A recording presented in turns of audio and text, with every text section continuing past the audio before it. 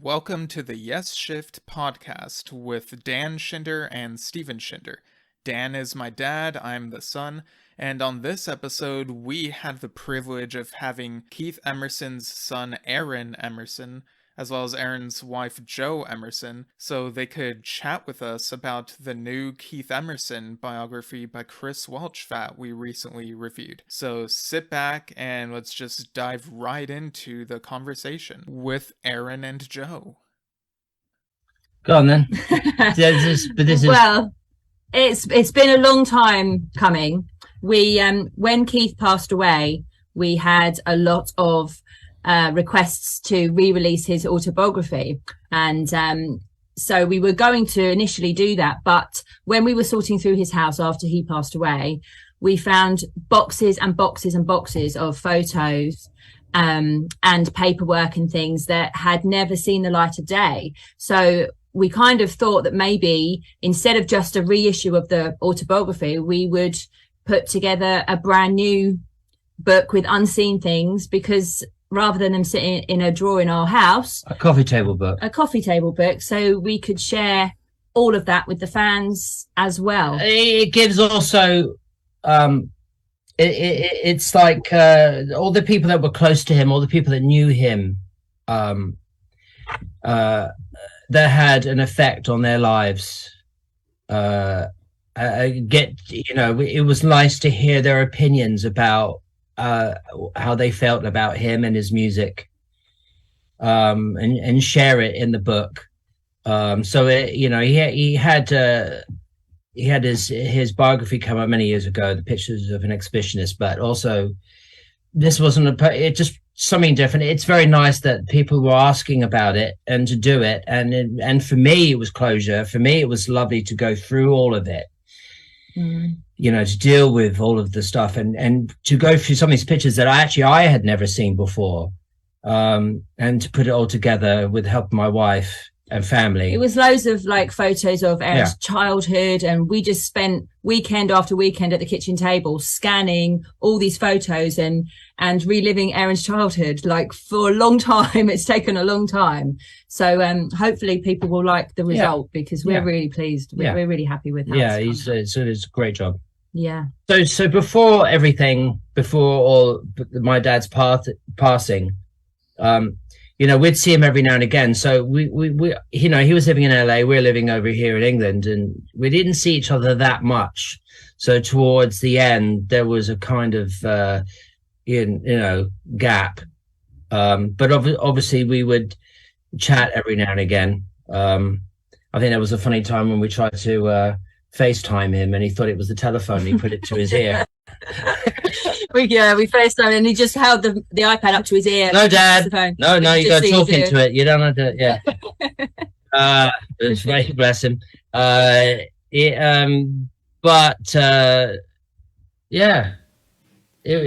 was all good. I mean, we just went through all the process, and it was nice.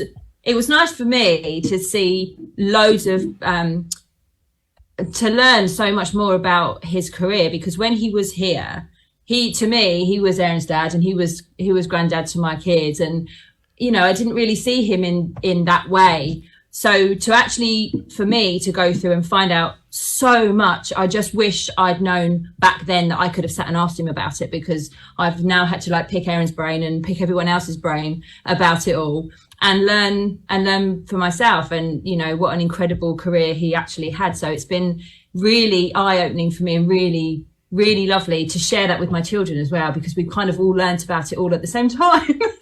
So that's been really nice. It's been really nice. That's interesting. So that opens an interesting door, Jo. When you first met Aaron, you were playing musically at the time, correct?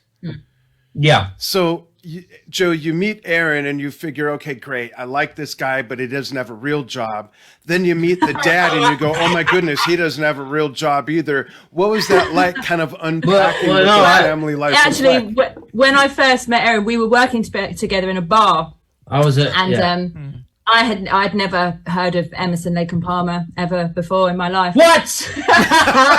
And thank you for coming. Out of here. Yeah, and I remember I went home and I said to my mum and dad, I've met this really nice guy, and his dad was in a band, and I can't remember the name of the band, but his surname is Emerson, and my dad was like, not Emerson, Lake and Palmer. And I was like, oh yeah, do you know them? And yes, turns out he went to the Isle of Wight festival and saw them in 1970. So wow. I didn't. So really know. what kind of music were you into at the time, Joe? Me? Joe, don't. No. Don't. Definitely not. Just make something up. Should we skip over that? Well, obviously ABBA. and then it goes a little bit further down with the boy band, girl band thing. So let's not go. I was young. I was only young. Just pick. Let's move on. Sorry. Well, ELP was just a different kind of boy band. Yes. I mean, they started out as boys. They were so young. Carl was 19. You know, you could look at it that way. Yeah. There you go. Thank you very much. Thank you very much. You got it. Yeah.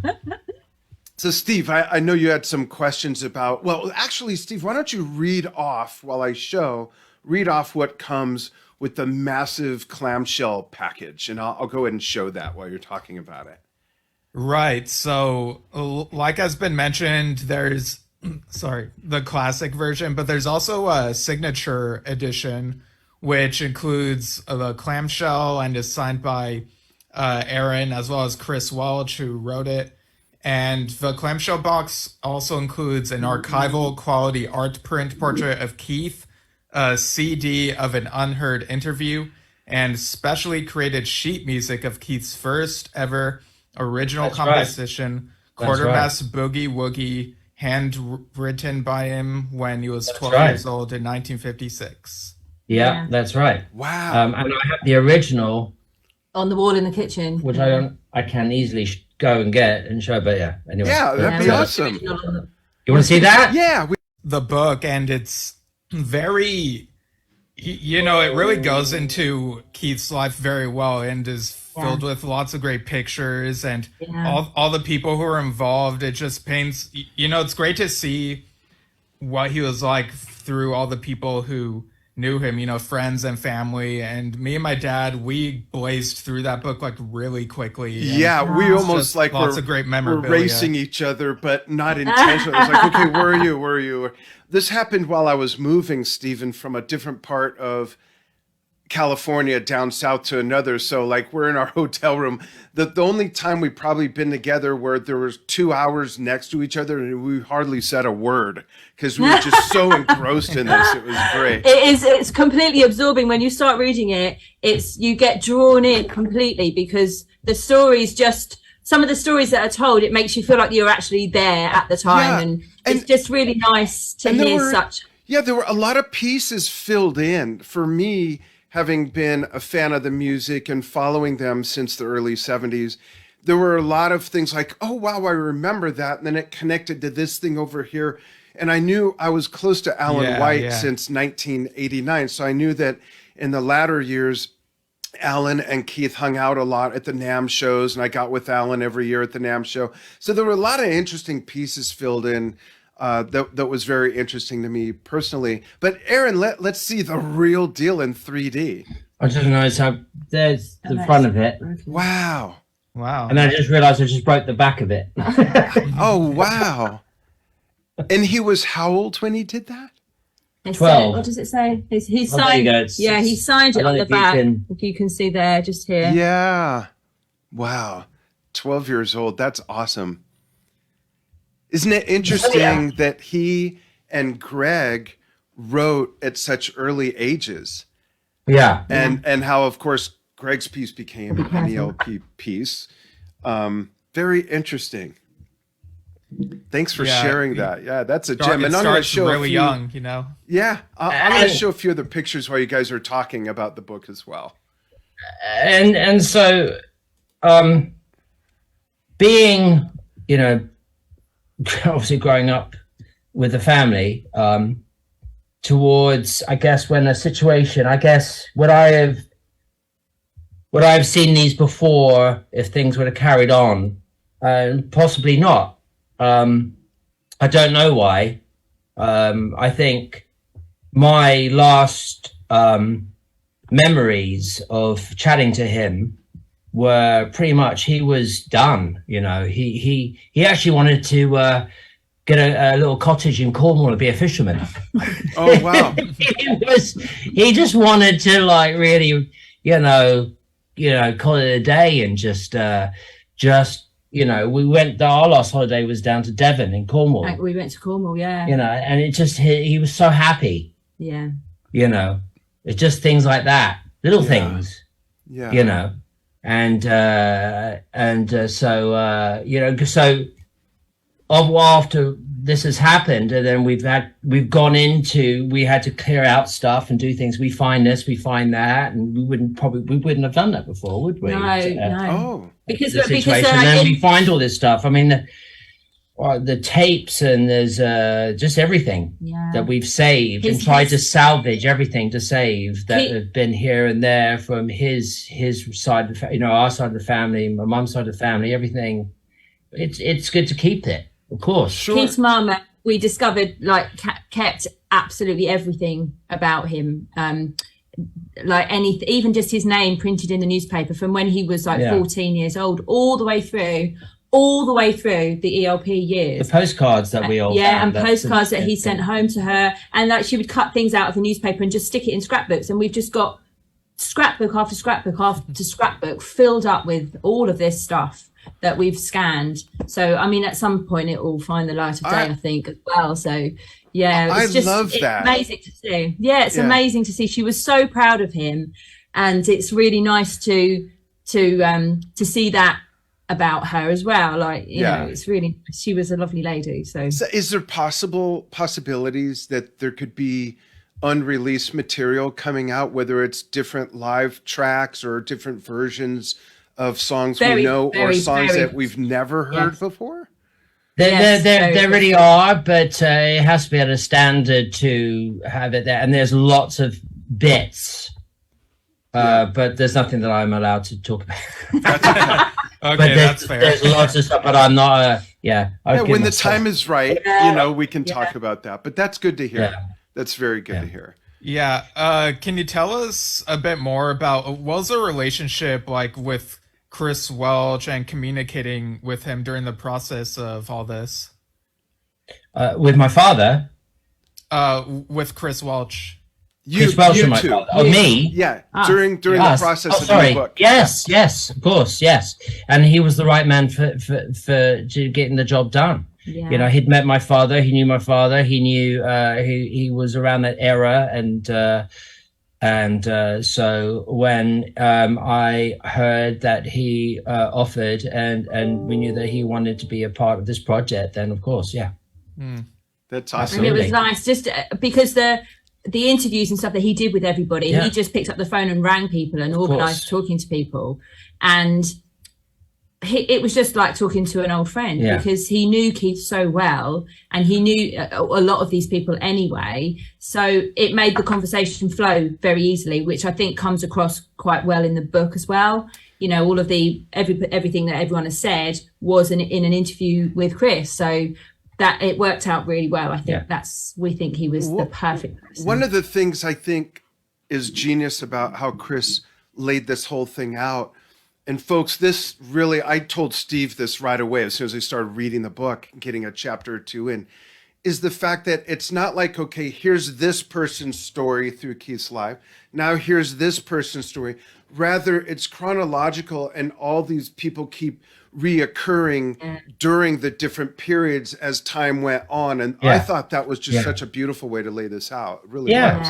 Thank you. Yeah. It was different. We thought that too. We thought it's a nice way to build up a picture of each stage of his life. Yeah. With various different stories of telling of that time, people's different aspects of different things. So we thought that was a nice touch too.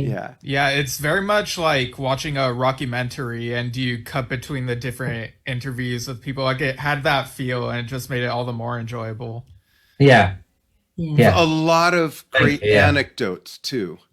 There's a lot of great fun stuff. One of the things I was reminded of, and I totally forgot this, we interviewed Steve Howe back in April or May. It's easy for me to lose 2 months ago. 2 months ago, that's what I said. I have a great story on that one after you're finished, but carry on. Okay. Great. Yeah, and I had forgotten. I would have probably brought this up with, Mr. Howe at the time had I remembered that he asked Keith to join Yes, which in hindsight I think is kind of funny because why would he leave his own band that his name is on? But could we have ended up with Tarkus of a Lonely Heart or Carnival About, or who knows where that would have led to? But I thought that was interesting. So when I first heard the 90125 album, yes, I was at school, probably was I 12, 11, 13? Is it that 1983? Is it 82? Yeah, it came out toward the end of 83. Yeah. 83. Okay, so I was going on a Welsh camp. Oh. And I had a cassette of it and we were playing it and I was hooked on this album. I didn't know about all this stuff. I didn't know it was, I just started this, because at that time we got sent cassettes and I would pick up cassettes, and I'd play them and I'd go, if I liked it, I liked it. I didn't know anything, I loved it. Right. Loved the album, and then it made me look at other Yes' stuff. And I love lots of Yes' stuff. I really do. And I love Rick but we went to the house. I don't know. It was probably about 3, 4, 5 years after, if I can recollect. And it was the night of the guitars. It was at the House of Apollo, and there was all these guitar players there, like Robbie Krieger, and Steve Howe was there, and I somehow he was there as I was going up backstage, and I was backstage, but I met him and I said, I really loved your 90125 album. He goes, thank you, but I didn't play on that one. And I was like, and the thing is, though, we went to see Yes in Brighton at the Brighton Centre about last year, where Jeff Downs was playing, wasn't it? I don't know if it was last year. Was it 2 years or whatever? Before, but he was there, and I really wanted to go up to him and apologise, but he was eating, and I just thought, he's eating. I'll let it go. But I'll never forget that. I was like, oh no. That's funny. I've seen things like either it was my son Steve himself, or Steve has seen the same thing, or both, where some people, and this is okay with me, will get any Yes member to sign anything. And I think I've seen Patrick Moraz sign Open Your Eyes album or something like that, different stuff like that. It's an institution, ELP, with the exception of that one album with Cozy Powell, bless his heart, was 3 guys. It was 3. Emerson, Lake and Palmer was only ever Emerson, Lake and Palmer. There's been 43 people in the band, Yes, in one shape or form or another, So I'm sure they can't blame some people for losing track. I would hope not, especially younger fans, newer fans. Yeah. I've had Tony K sign my Relayer CD sleeve, and my dad was like, "But that's okay because he was an original member, and it's got like the Yes name on it, so it's like whatever." Exactly. I always thought Cozy Powell to be an amazing drummer. On the other hand, and a lovely bloke. And I went to see some of the shows, and I remember the support act. And do you know who the support act was? I saw the show in America, and I don't recall a support act. Max Headroom. Oh, yes! Yeah. Yes, that's right. And I think there was a situation, if I can recall, in somewhere, because they were doing a South American tour, a North American tour, I don't know. But I think there was a lot of booze when he came on or something. And the fans really liked that one. If probably anyone's listening, probably might recall that one. That. Yeah. Steve, you know who I remember Max Headroom supported the Emerson Lake and Powell tour. That's hilarious. Steve, do you know who that was? Max Headroom? Are you asking me? Yeah. Oh, I might need to be reminded. So look it up.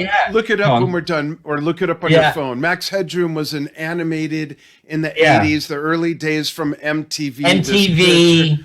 Yeah, There you go. digital. Early 90s. Yeah, he was an There you go. icon. I totally forgot about Yeah. that. Not only did I see that show, but two things I remember very much. Three things I remember. Okay, 14 things. I'll just name three, though, that I remember distinctly. One, I got T-boned by a car in the rain on the way to the show.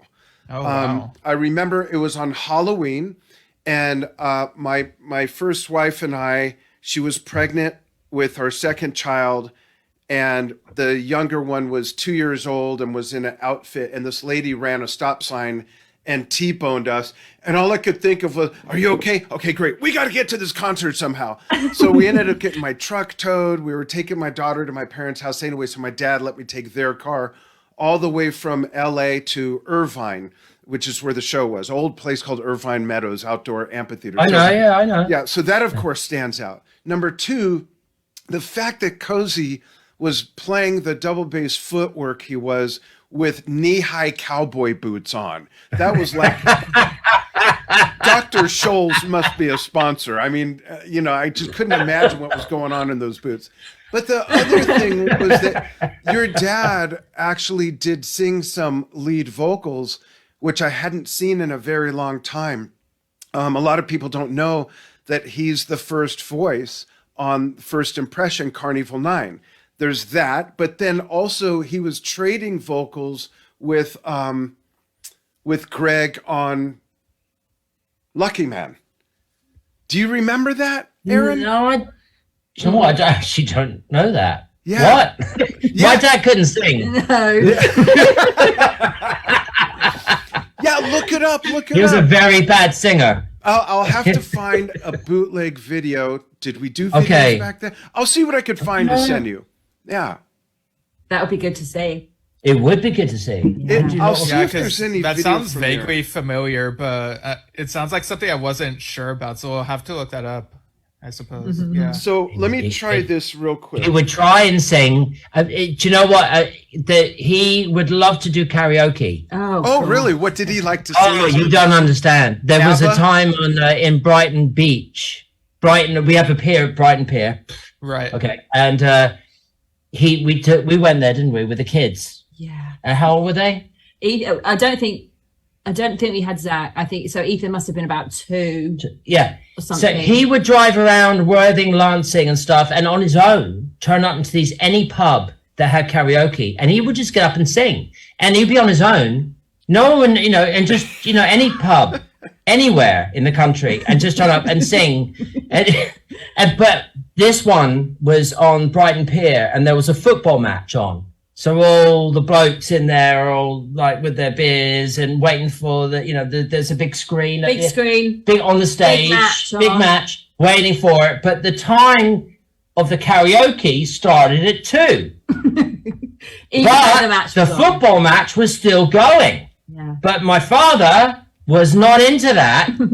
He said, no, karaoke's at 2. And we're in the background thinking, this is not going to go well. This is not good. And then he said no, and he took Ethan up on the stage in front of the football guys, and the screen went up.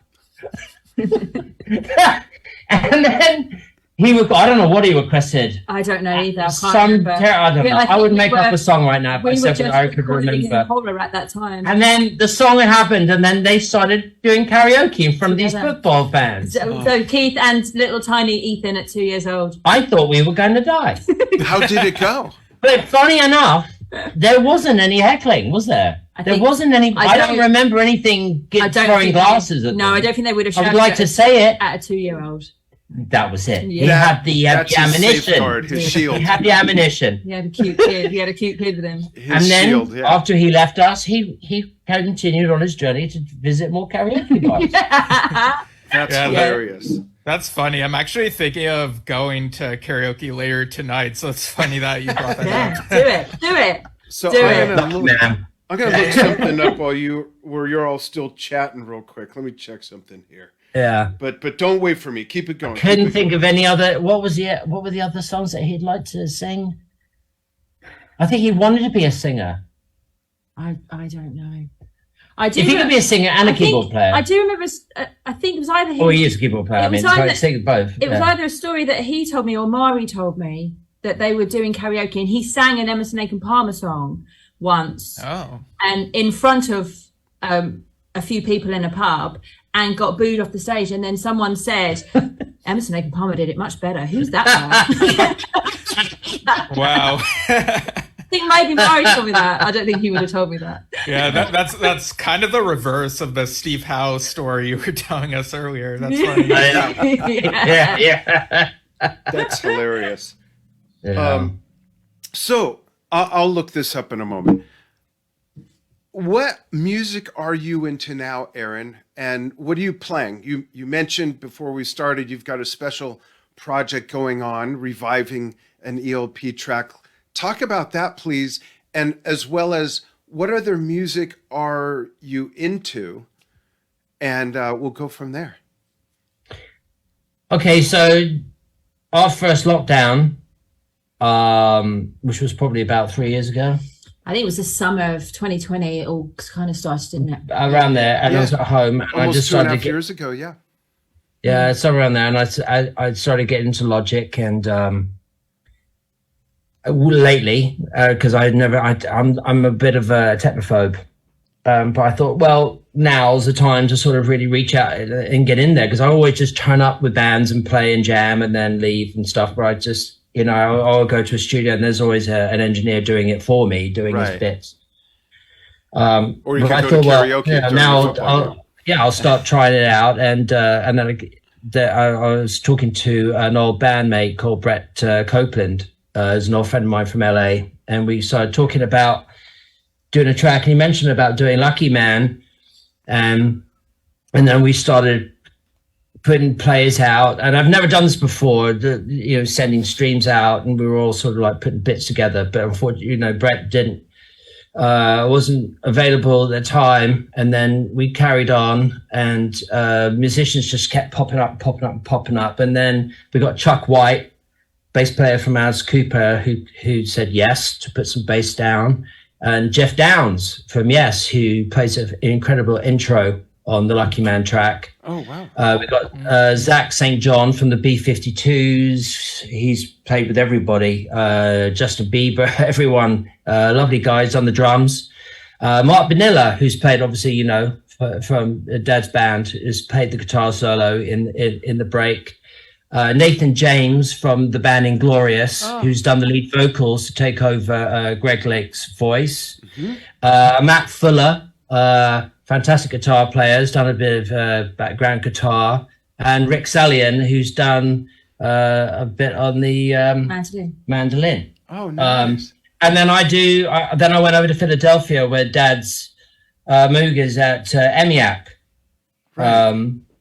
So we got over there, and I got to play the lead line, the solo line at the end, and done a video. And it's been a work in progress, but it's been a passion. And I'm so thankful to everyone who's put in all their work to get it done. But I think it's been on hold for a while. But I think once we're ready, I think it's going to come out in was it March, May? I think March. Great. It started off as like a tiny acorn, and it just suddenly got its own legs and its own little life, and then before you know it, there's this amazing Lucky Man tune. Send it to Regina Lake, Greg's wife, to get her approval, and she loves it and stuff. So I'm just really proud of it. It was just a thing to have some fun with, and I love the tune, and of course that solo at the end, which was one of it. He did it in one take. Let me tell you, it took me a lot longer than that. That's funny. Tried 2 days. No. It was a couple of hours. Because the pressure of just trying to get that thing. But then maybe do it a little bit and then a little bit like that. But it was just like, oh my God, this is actually, why did it take one time for him? Oh, I know. I just made it up as you went along, and that's why. Yeah. But thank you for asking. Yeah, I mean, well, we'll see. But it was just something I felt I wanted to do, and it just had its own legs, and it just went from there to there to there to there to there. And it sounds great, so it'll be great when people can finally hear it, because it's just us listening to it in the kitchen at the moment. So let us know and come back on to talk about that when it releases. That would be wonderful. Yeah, thank you. But then, you know, what I listen to a lot of soul and funk, northern soul. I listen to a lot of jazz. I mean, it's funny. When I was growing up, and Dad was always listening to Oscar Peterson, Jimmy Smith, Jack McDuff, anything on Blue Note Records. You know, it was just, when you're growing up. Then I started to go the other way. I wanted to do something completely different, and you know, so I guess when I was listening to The Cure or the Cult or the Ned's Atomic Dustbins, the Wonder Stuff, or whatever it is, James, whatever, going this way. I was listening to a lot of music that didn't actually have keyboards in it. I just liked what I was listening to. And when we got our band together again, when I got my first band together, we go into the barn at Stonehill when Dad wasn't there, and then all the gear was set up. You know, the GX1, the Goff Hammond. Hey guys, let's come over and have a jam. And then everyone would come over, and we'd all just start, like, obviously absolutely rubbish, but you know, we'd do our thing. And actually, funny enough, the first band that the name that we called ourselves was the VIPs. Funny enough, I didn't know that it was actually my dad's first band of VIPs. I swear to God, that was a coincidence. I had no idea. There's a great story about that in the book. That there was a friend of our bass player, Matthew Farrer, and there were two Neumann microphones, and you know, these are for the Steinway piano that you stick in, and they were quite expensive. I think they were a couple of grand each. But we didn't know this, bless him, but none of us knew this. But we start one in the bass drum and one underneath the hi-hat. We were going to do a demo. We just went pop, pop. That was the ribbons were gone. Yeah. For those who don't know, these are enormous microphones that are like a tall beer can, basically, right? That's the one. Yeah, they're great for recording timpani drums too. That's funny. Now you mentioned that was. Go ahead, Steve. Did you have something? Oh, I was just gonna say, it's kind of funny. You mentioned that about like going the other direction, like musically for a bit, whereas.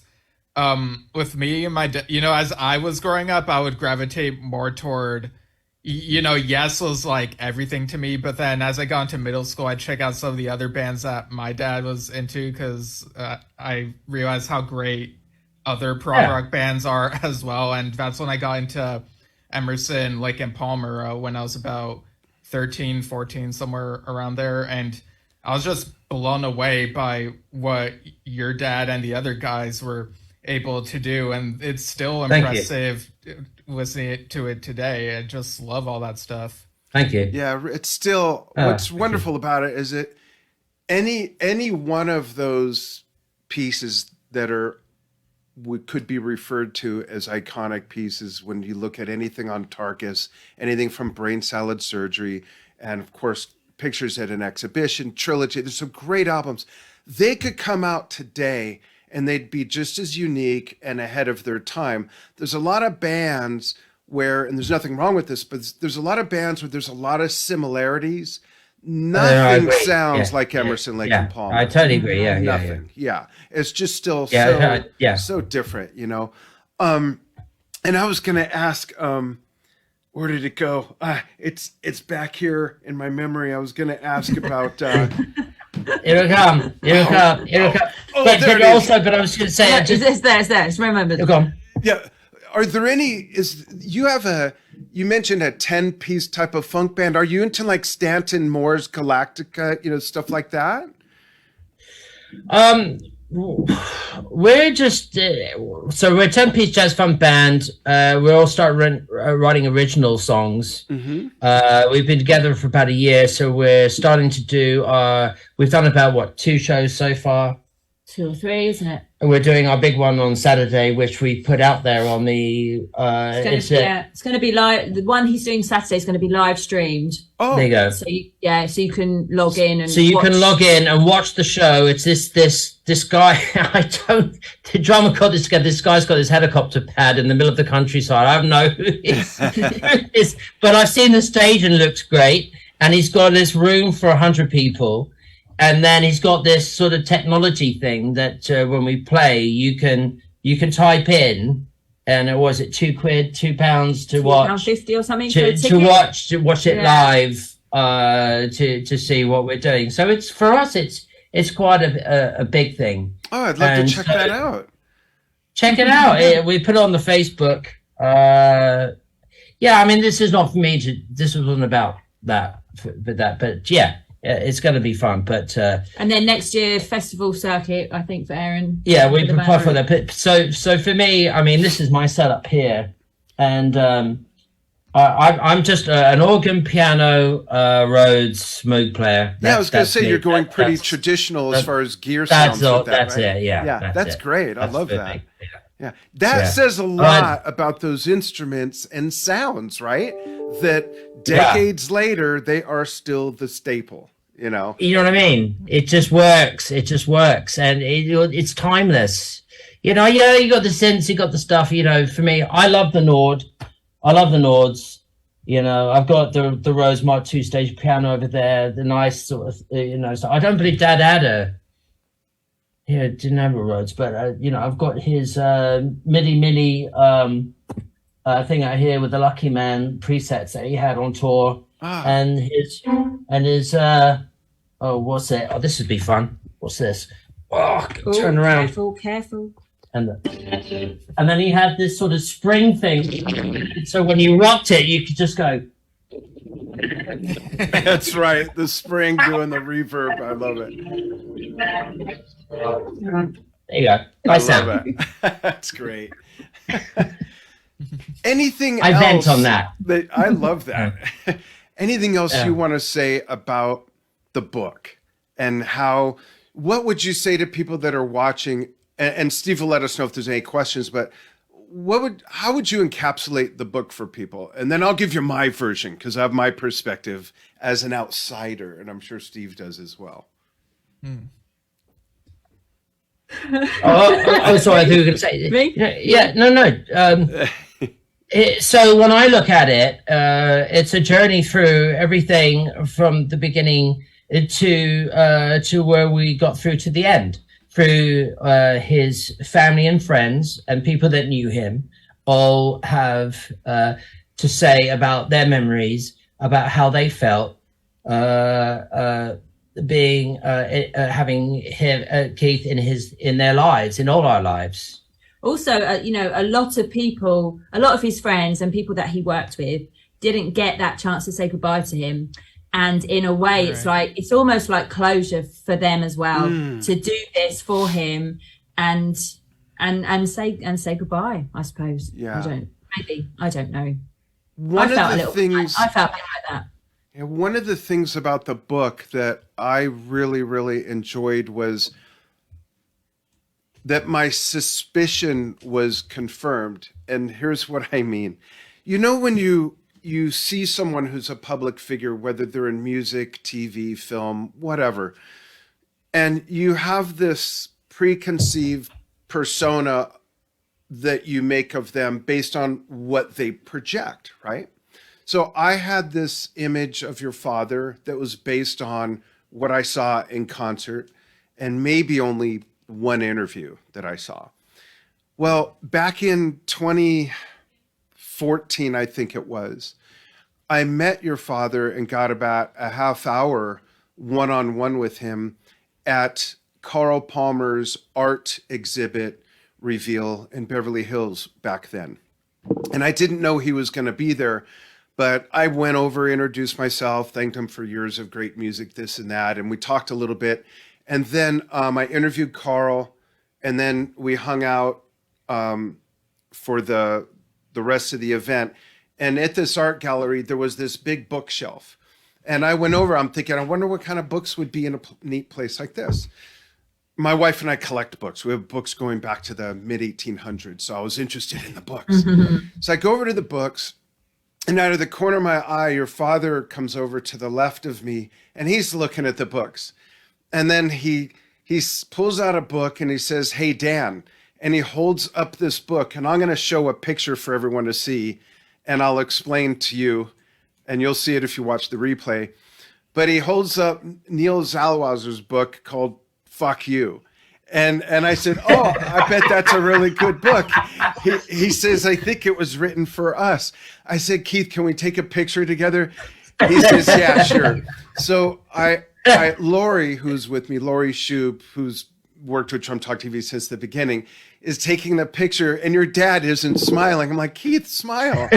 He says, only if I get to show the finger. So I said, we'll both give the finger. So I put my arm around him, we both give the finger, and that's the picture that I'm showing everybody. But here's my point. My point is that the man that I met that night was not the persona I had the image of in my mind. He was shy. He was gentle. He was warm. He was funny. And I think that's what really resonated with me.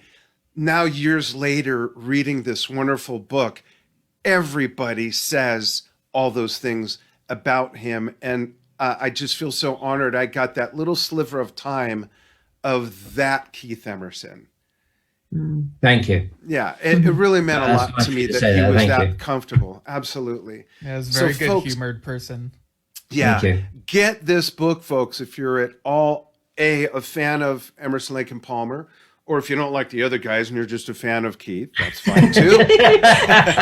Or even if you just like biographies and success stories, this wonderful book by Chris Welch really has all of that. I've read biographies that my wife has turned me on to where I didn't really know much about the person, but the story that unfolds is just like, oh my gosh, I'm so inspired now and so heartwarmed. This book also does that. You don't have to be a hardcore. You don't have to know the whole anthology of VLP to appreciate this book. It's not about that. It's about the man, and it's wonderfully done with all these, like you both mentioned, Joe and Aaron, the wonderful contributions by everybody that was in his life musically and most importantly, otherwise. So where can they get it? You can get it from KeithEmersonBook.com. There you go. You can go on there and you can just order it online and it'll be delivered, hopefully before Christmas. You never know. Yeah, absolutely. And if not, get it for yourself, and it'll come after Christmas after you've given it to everybody. Anytime. I want to thank both Aaron and Joe Emerson so much for coming on with Steve and I. Steve, any closing words, questions, suggestions, donations? No questions at present, but again, just to reiterate, thank you both for your time coming on this show so we could talk about the book and talk about your father, and it's been a great honor to have such good company on here. And for us, thank you. Thank you, us too. Thank you for having us. Absolutely. Hang on the line after we say goodbye to the audience. And folks, thank you so much for joining us, whether you're watching live or seeing this on the archive. And you could follow Steve and I at Yesshift. I'll do it. Take it away, Steve. Facebook.com/Yesshift is where we go live, and then the audio gets posted through anchor.fm/Yesshift and gets distributed to various podcasting platforms. You can see them all listed there. And then we post these on the YouTube channel, which you can get to via youtube.com/@Yesshift. And follow our page, see what we're doing. And we're going to have Chris Welch on the 7th at 7 p.m. UK time, so that'll be 11 a.m. US Pacific. To get the other side of the story. And just kidding. 2 p.m. Eastern US Pacific time. So, we got stuff in between. So, just keep following us. And, again, get this book. It's such a great read. And check out our review of it on episode 75. Yep, just from 2 or 3 weeks ago. Absolutely. We go into more depth on our personal thoughts and some of the anecdotes and things like that. But most importantly, get the book. Thanks, folks, for joining us. We'll see you soon.